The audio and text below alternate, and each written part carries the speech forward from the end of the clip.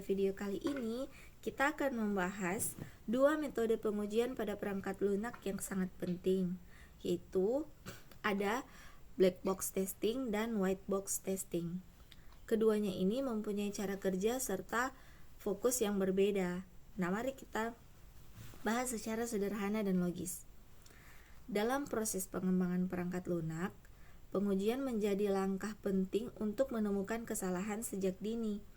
Tanpa pengujian yang tepat, aplikasi bisa mengalami bug, error, atau bahkan gagal saat digunakan. Nah, di antara berbagai teknik pengujian, ada dua hal yang paling sering dibandingkan, yaitu black box dan white box testing. Nah, mari kita lihat apa itu black box testing. Bayangkan Anda sedang menguji sebuah mesin tanpa mengetahui apa yang ada di dalamnya. Anda sudah memasukkan input, kemudian melihat apakah output yang keluar sudah sesuai atau belum. Nah, gambarannya sederhana dari black box testing ini dia. Jadi, inti dari black box testing adalah penguji tidak mengetahui isi atau struktur sebuah program tersebut, tapi hanya fokus pada fungsionalitas aplikasi dari sisi pengguna.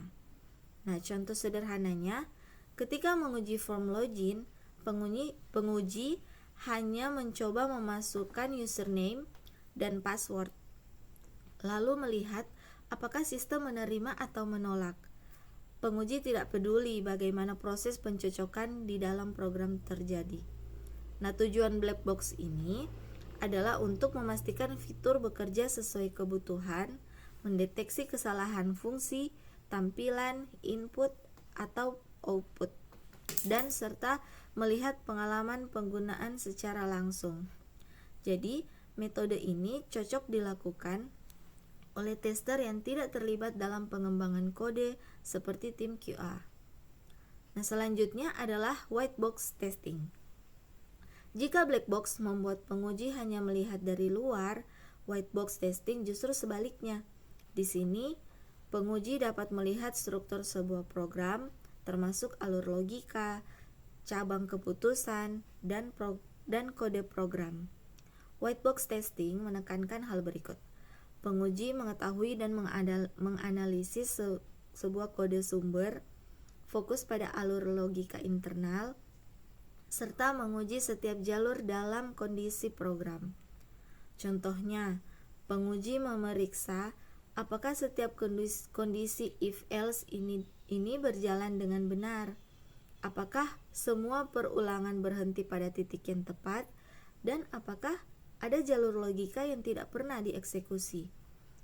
Tujuan dari white box ini adalah untuk memastikan logika kode kalau sudah benar, menjamin semua jalur dieksekusi, serta mendeteksi bug tersembunyi seperti variabel tidak terpakai atau perulangan tak berakhir.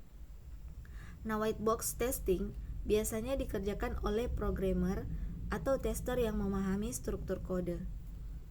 Jadi, perbedaan yang paling mudah diingat dari black box dan white box ini adalah kalau black box, dia tidak melihat kode, fokus pada fungsi, pengalaman pengguna, serta cocok untuk QA. Serta kalau white box, dia fungsinya adalah melihat dan menganalisis kode, fokus pada logika internal, struktur program, dan ini cocok untuk para developer. Jadi, di sini terlihat bahwa keduanya saling melengkapi. Nah, untuk memastikan aplikasi benar-benar kalau sudah optimal, kita tidak hanya mengandalkan salah satu metode. Black box testing memastikan aplikasi berguna atau berfungsi dengan baik dari sudut pandang pengguna. Sedangkan white box, dia memastikan logika internal apakah sudah berjalan tanpa celah. Nah, dengan menggabungkan keduanya ini, produk yang dihasilkan akan lebih stabil, aman, dan siap digunakan.